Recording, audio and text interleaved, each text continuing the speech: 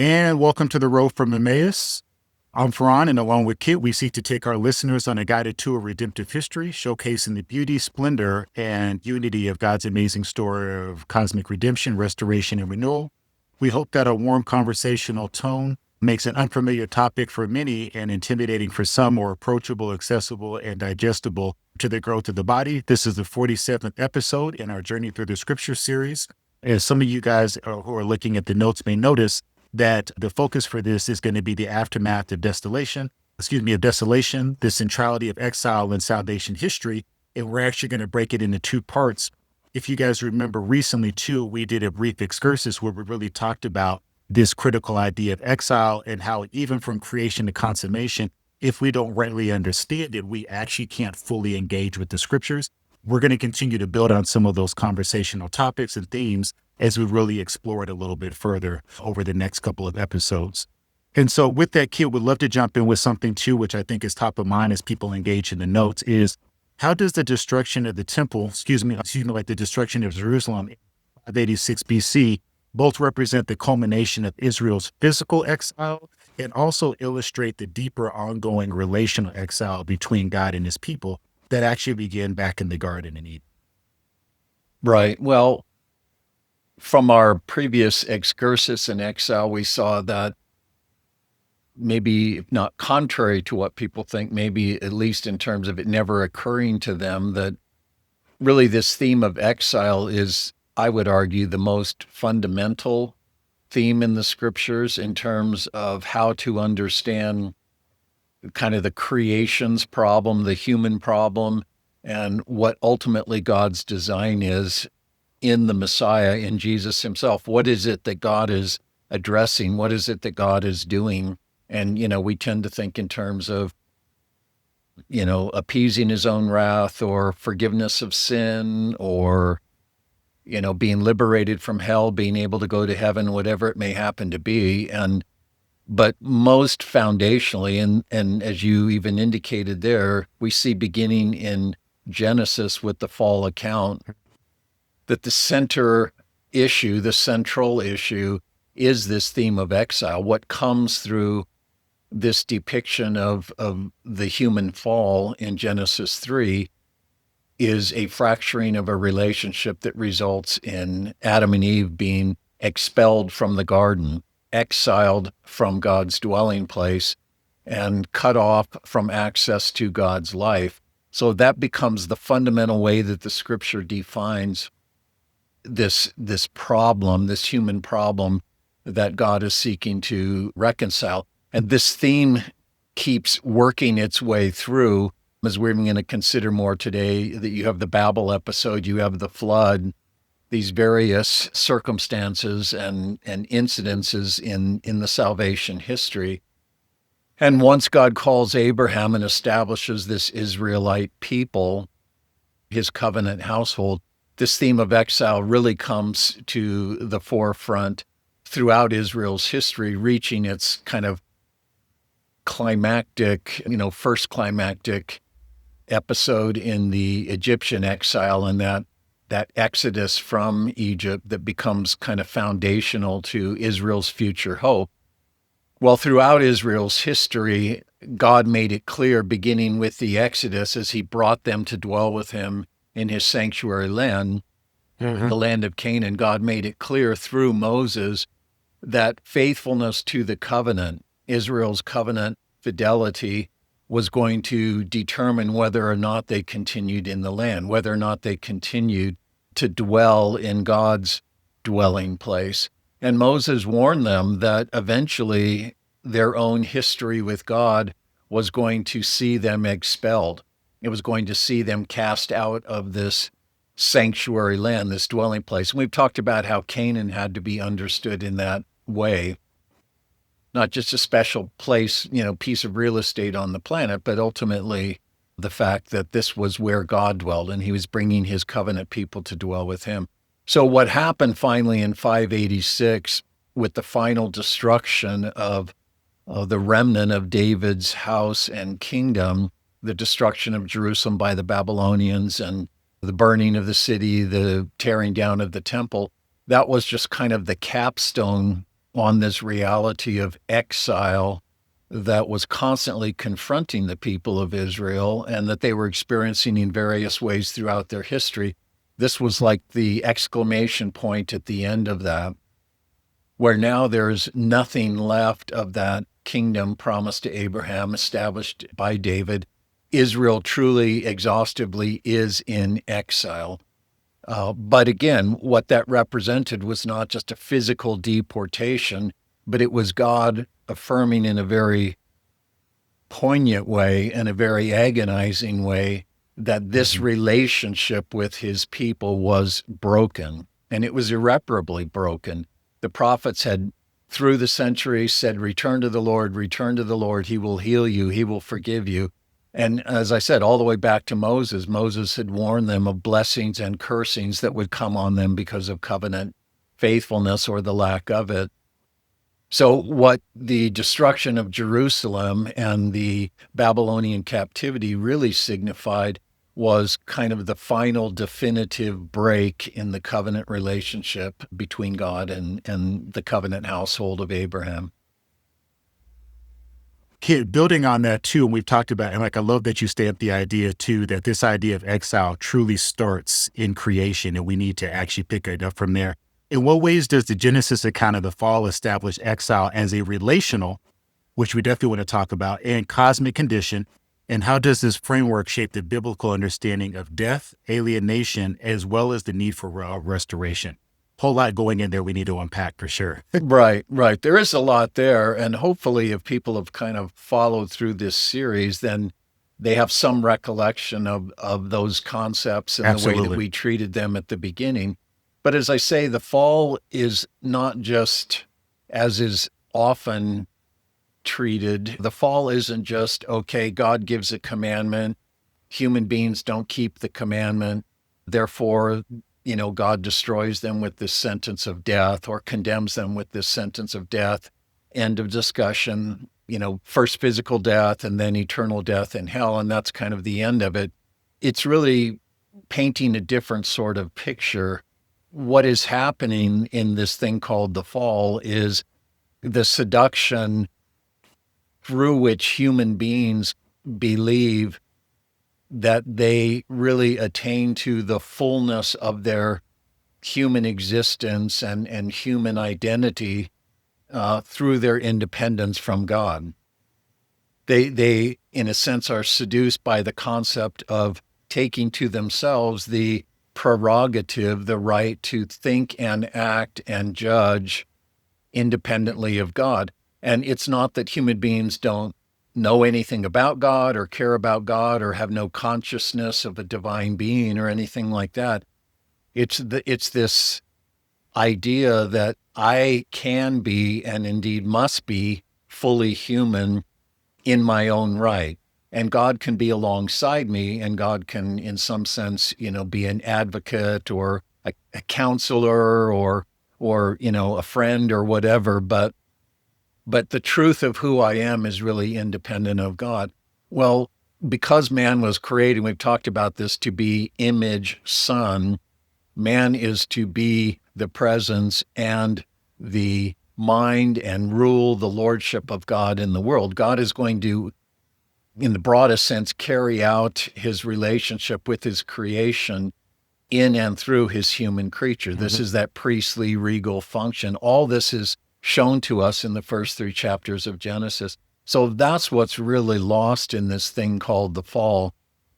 Man, at the point where he assumes autonomy from God, for that reason, he dies to the truth of himself, because man is to be God's presence, mind, rule, wisdom, love in the world, and also bear that relationship of the creation back to God. So when the divine human relationship is compromised through human independence and autonomy, then God's relationship with the whole creation is compromised. And that's why one of the things that God says in this thing of Adam and Eve's sin is that cursed is the ground because of you. In other words, and the scripture will go on to make this clear, that the human violation brought a curse on the whole creation. Paul deals with this in Romans 8. The creation was estranged from God when human beings became estranged from God. So this principle of death and alienation doesn't just now define the human condition or Mm-hmm. the human circumstance with God, but the whole creation circumstance.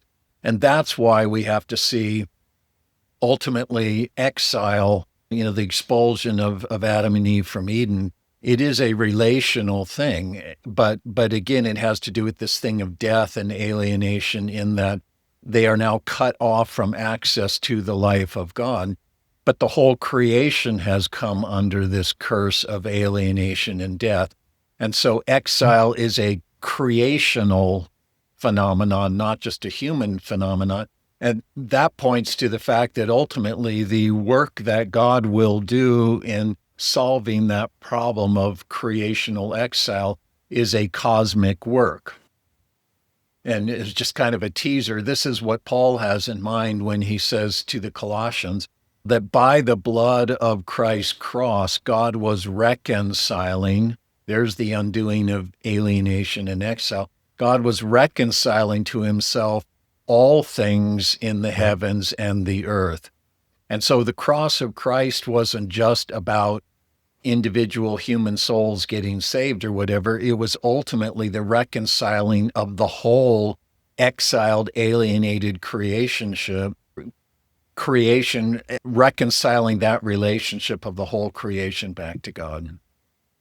Kid, and even building on that, how do the successive biblical narratives of exile, because we've talked about too, is that not only do we see these things established, but we see this idea of recapitulation, expansion, refinement as we move forward.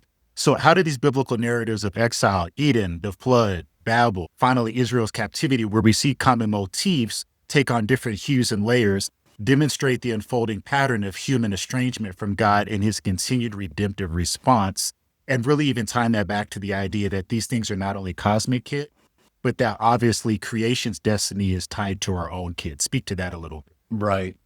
Well, in our exile excursus, we really tried to underscore the fact that exile in the biblical sense has to be understood first and foremost in a relational way. And yes, it can involve, physical displacement. You're removed from this land to be taken to another land, Israel in Egypt or Israel in Babylon or whatever. But behind that is the relational dynamic that is fundamental. And so we see even in these subsequent events that you mentioned in the movement of the salvation history, that same principle of exile, relational. And so, even the flood itself, we say, what does that have to do with exile? Well, it's a testimony to the creation's estrangement from God and God arising to do a great purging, washing, renewing work. And out of that comes a creational covenant. God, it's not just a covenant with Noah and his family, but it's a covenant with the earth. God is restoring this back. And that speaks again to that cosmic defilement, cosmic uncleanness. And then Babel becomes again this kind of climactic point of human hubris and we can construct a scenario in which we can get God to return to us and once again come and be with us. And God responds to that by this scattering, confusing languages, scattering the people.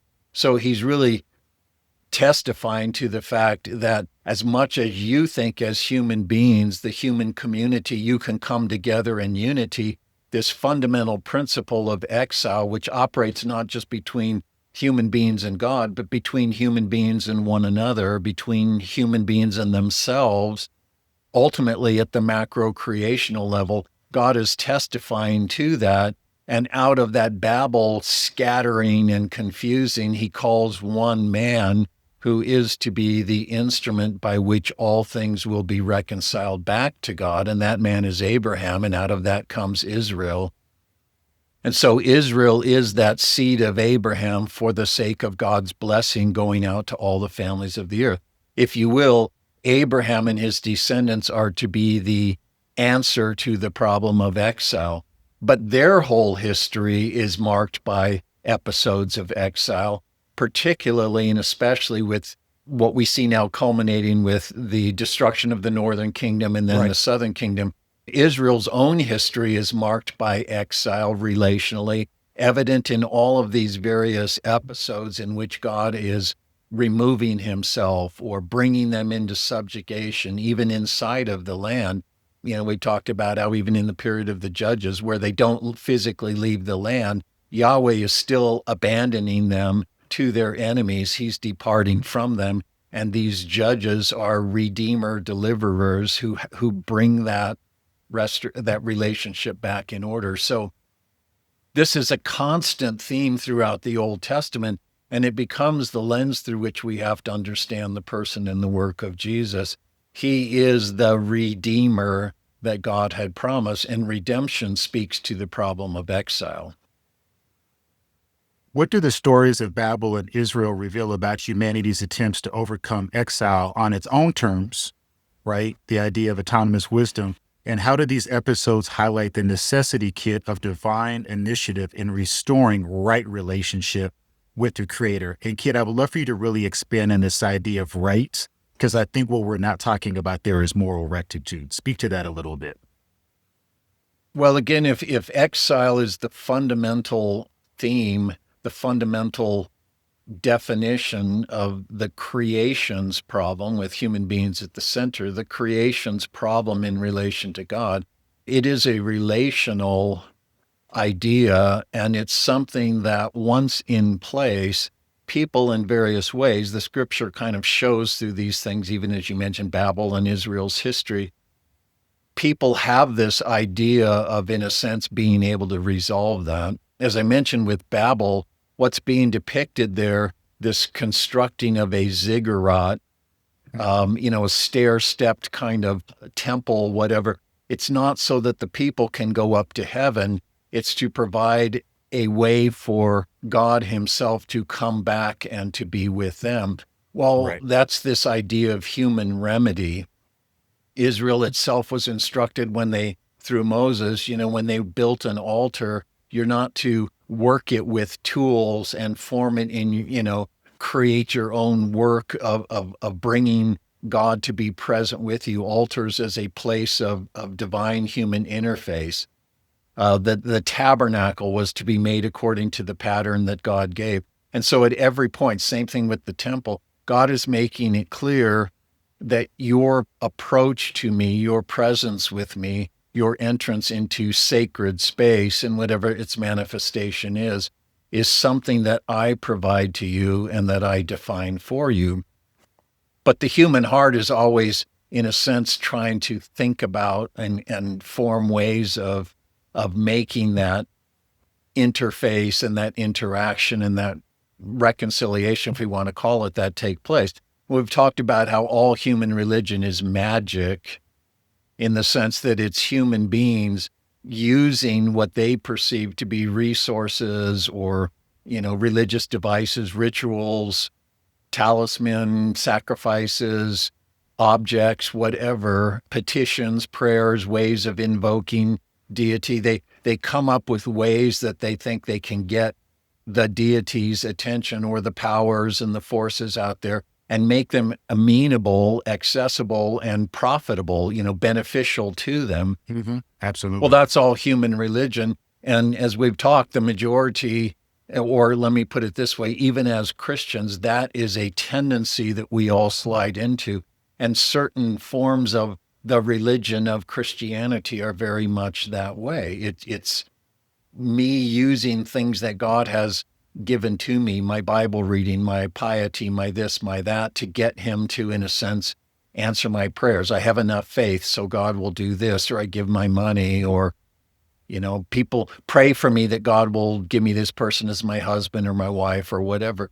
So we could go on and on and on with this, but ultimately you see human beings, and certainly in Israel's history, a continual sense that they could find a way to solve the problem of their own exile, not only physical, but even, relational with God himself.